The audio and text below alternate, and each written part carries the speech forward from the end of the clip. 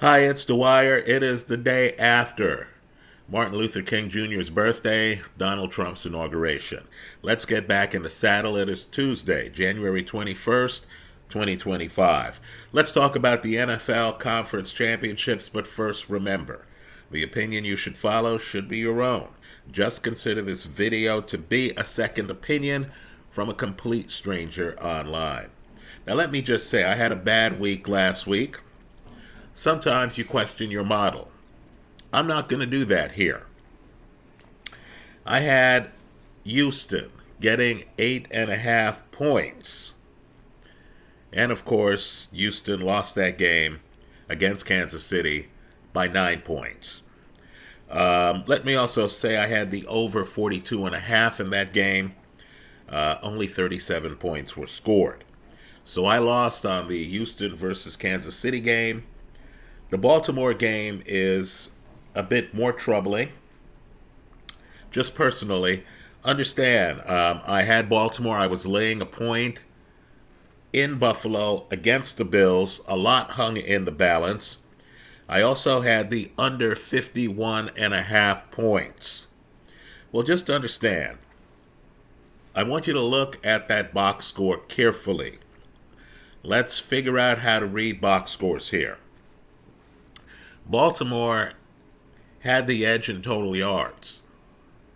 Baltimore had the edge in passing yards. Baltimore had the edge in rushing yards. Baltimore had the edge in first downs. They lost the game, right? Turnovers matter that much. Let me point out, too, that Lamar Jackson, who had barely thrown any picks during the regular season, ends up throwing a pick in this playoff game.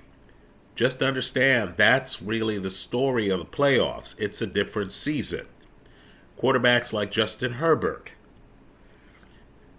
Jordan Love, guys who are careful with the football, ended up throwing picks this postseason. So I lost in the Baltimore game. Understand, too, and as a gambler, you just have to be prepared for this. While I had the under 51.5, of course, there was a touchdown in the closing moments of that game. The total ended up being 52 points scored in that game. Right, so while the outcomes weren't what I had hoped for, I feel my general impression of teams like the Buffalo Bills, of teams like the Kansas City Chiefs, remains in place. Also, as I have been saying now for a few weeks here, I felt that the best team in the NFC weren't the 1 seed. Right? I stayed away from the Jaden Daniels Detroit Lion game just based on the lines. Was fortunate there. But I felt that the Lions weren't the best in the NFC. I continue to believe that the best team in the NFC are the Philadelphia Eagles. So let's talk about this week. I just want you to know where I'm coming from in terms of the conference championships. Right? You have the Buffalo Bills getting 1.5 in KC against KC. Now, let me just say this, and I don't say it lightly. Pat Mahomes this year, when he started, right, we understand the last start of the season was done by Carson Wentz in a game against the Broncos, where the Chiefs looked terrible, right? But just understand, when Pat Mahomes, who's starting this game this weekend, started this year, the Kansas City Chiefs were 15-1. Right? 15-1. Let's go further. They were unbeaten at home. Right? Unbeaten at home. The one game they lost was November 17th at Buffalo. They lost that game 30 to 21. Understand, in that game, the Bills had more passing yards, 262, than KC had total yards, 259. Right? Buffalo also had 5 more first downs. Let me just say, I'm expecting KC to win in KC. Right? That first game, understand, Andy Reid has a defense that was able to keep Buffalo under 110 yards. Understand, nothing in Buffalo's performance against the Baltimore Ravens in a winning effort convinces me that Buffalo is going to be able to beat the Chiefs in Kansas City. Right? You know, the Chiefs are also better rested. They're not only the home team, but they're the better rested team than the Bills, who had to, of course, deal with the challenge posed by the Baltimore Ravens. So I like Kansas City here, in part because it's Pat Mahomes in the playoffs at KC. Folks, that's hard to overcome. In part because it's payback. I don't mean by the Bills, who lost to Kansas City in the past in the playoffs. No, I'm talking about Mahomes is 15-1. That one is this team, the Bills. I expect Kansas City to be ready. I expect Kansas City to make it to another Super Bowl. I'm a bit shocked that, as tested as Buffalo was, right? If Mark Andrews catches that pass, folks, it's a tie ball game. Who knows what happens in OT? Right? Understand, Buffalo was tested from start to finish in that Raven game. Right? Kansas City, by contrast, covered the spread, and it was a big spread, more than a touchdown, against a loaded Houston Texan team, right? Nico Collins was back, for crying out loud. Right? Houston's defense, underrated. That's the defense that got a lot of picks against Justin Herbert. And Andy Reid and company showed up and, of course, won that game by 9 points. Right? KC's playing the more impressive football right now. I like KC. You're telling me all I have to do is lay 1.5? These are the lines I got over the weekend. I'm not sure what the line is right now. I do like KC laying 1.5 at home over the Buffalo Bills. I think the Chiefs, with a team that isn't great, is going to come out of the AFC. Let's talk about the NFC. This one is interesting. Right now, while I stayed away from the Lion Commander game, right? At least here online, right? At least here online. Just to understand, I was watching that game and I was dumbfounded. To me, rookie quarterbacks don't do well in the playoffs. And here was Jaden Daniels just methodically picking apart Detroit's defense. Right, just methodically, not a care in the world. Right, you knew that game was over with time to spare in the game. And of course, Daniels, a rookie in his second playoff game, he's now 2-0 in the playoffs, was dealing with a vibrant Detroit crowd indoors. It was noisy. The Commanders wrapped that game up with time to spare. Right? But I need for folks to understand a few things. First, since at least 1970, no rookie has started a conference championship game and has won that game. Right? I'm not kidding when I say rookie quarterbacks typically fare poorly in the playoffs. Look at Bo Nix, all of 7 points in his playoff game. Right? Rookie quarterbacks don't deliver in the playoffs. Daniels is a bit of an outlier. But what I also want people to do is to go back to November 14th. Because, of course, the Eagles and the Commanders are in the same division. They played each other twice. What you're going to see is that the Eagles beat the Commanders 26-18. More importantly, the yardage differential was huge. The Eagles had something like 170 more total yards in that game than the Commanders, 170. Understand, too, the Eagles' forte, it's defense, right? Let me just say, the secret sauce this season for both the Chiefs and the Eagles is defense. So then you had another game, right? This is the game where Jaden Daniels throws a bunch of touchdowns.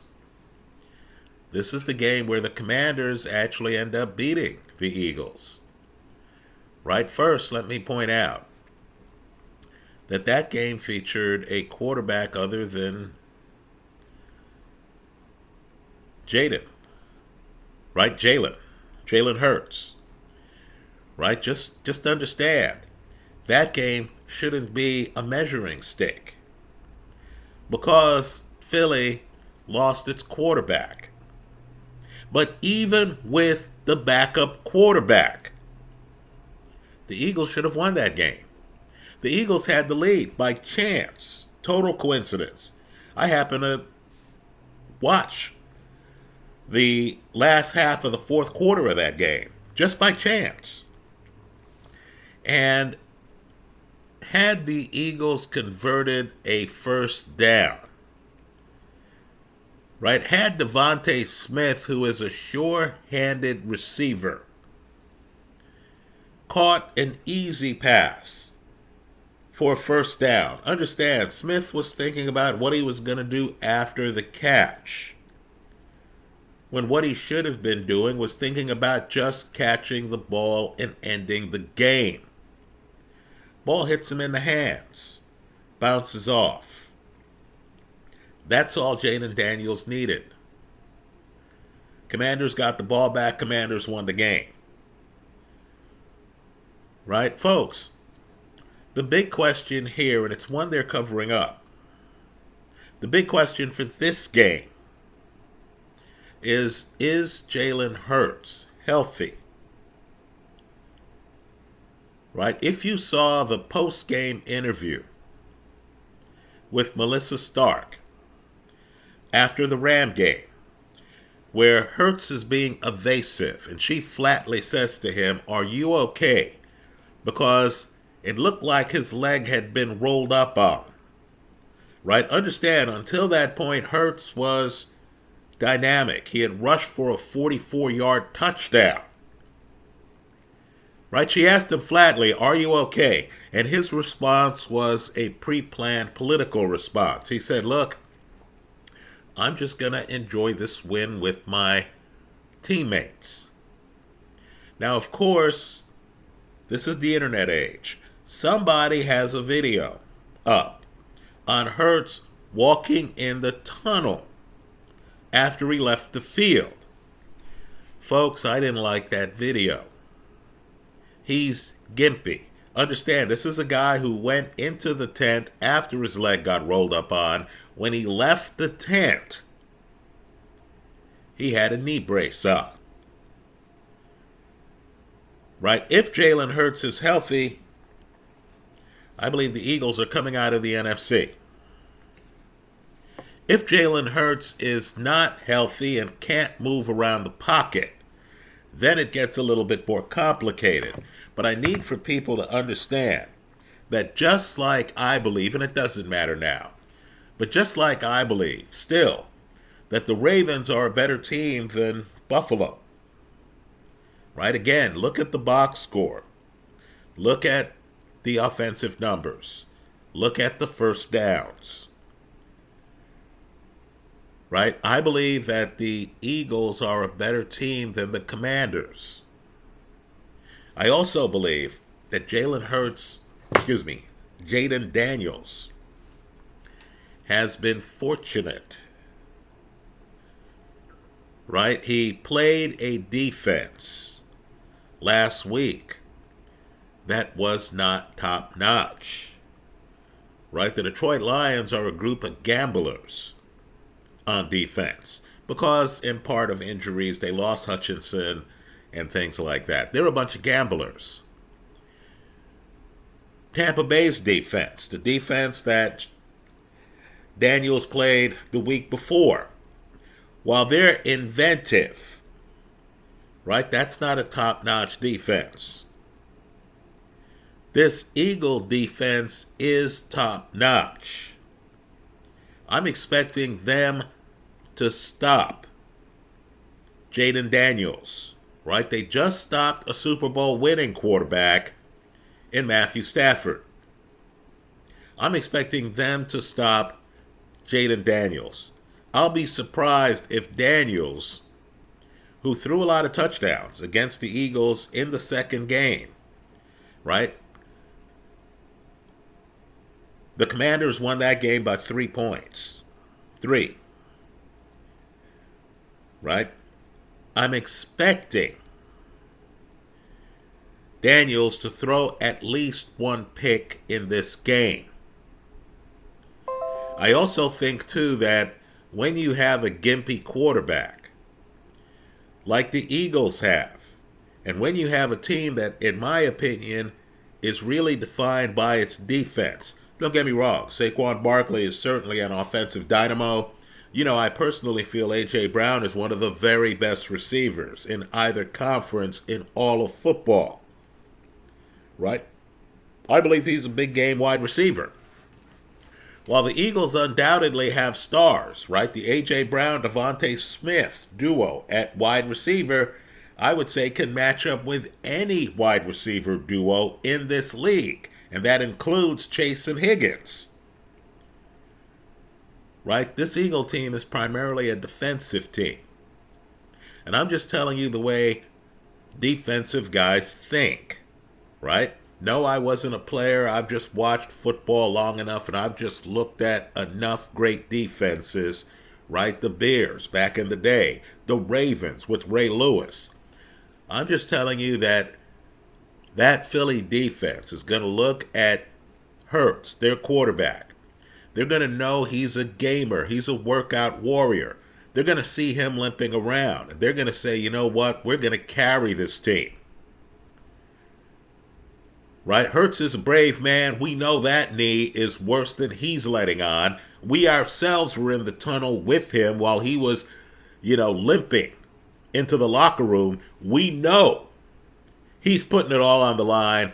We're going to put it all on the line. No rookie quarterback is going to beat us. I think the Eagles come out of the NFC.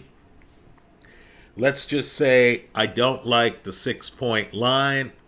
I'll be one of those live line bettors. Right? I'll be watching the game. I'll, find a way to bet live line. Right? Let's just say I expect the Eagles to win. Let's just say I like the under 47.5. I'm staying away from the point spread. Let me also add a few more things. To me, a win's a win. I don't need for my team to win. I just need to leave the casino knowing I've won the bet I've placed.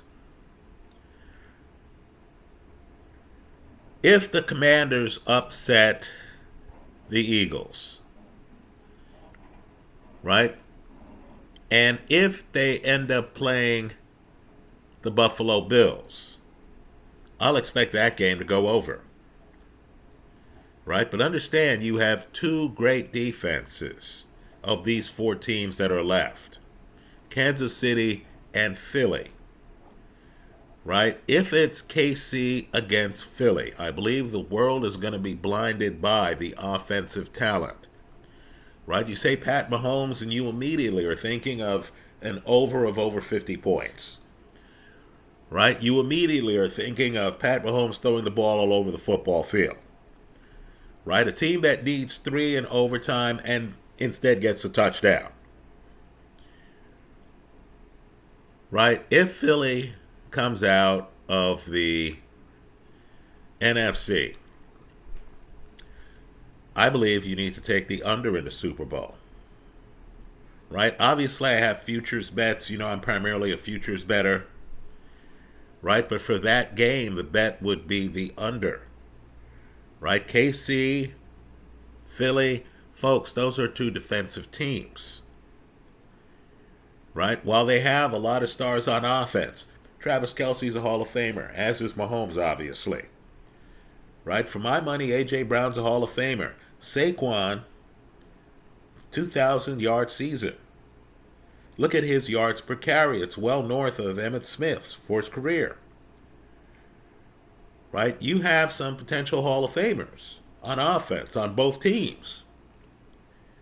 The real action's on the defensive side of the ball. I think the Philly defense stomps out Jaden Daniels here.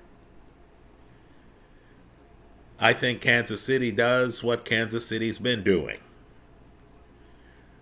Wins in the playoffs at home. I think their defense stomps out Josh Allen, who, by the way, didn't have that many yards against the Raven defense this last week. That's how I see it. I like the under in the Washington-Philly game. I like the Chiefs laying a 1.5 in the Buffalo Bill game. Those are my thoughts. Let me hear yours. Please feel free to disagree with me in the comment section of this video. If there's a dynamic that we don't know about, particularly one that becomes apparent as the week progresses, understand it is Tuesday, right? A lot of news is going to come out Wednesday, Thursday, Friday, right? If news breaks that you think might impact the analysis, I hope you'll leave that information in the comment section of this YouTube video. Thanks for stopping by.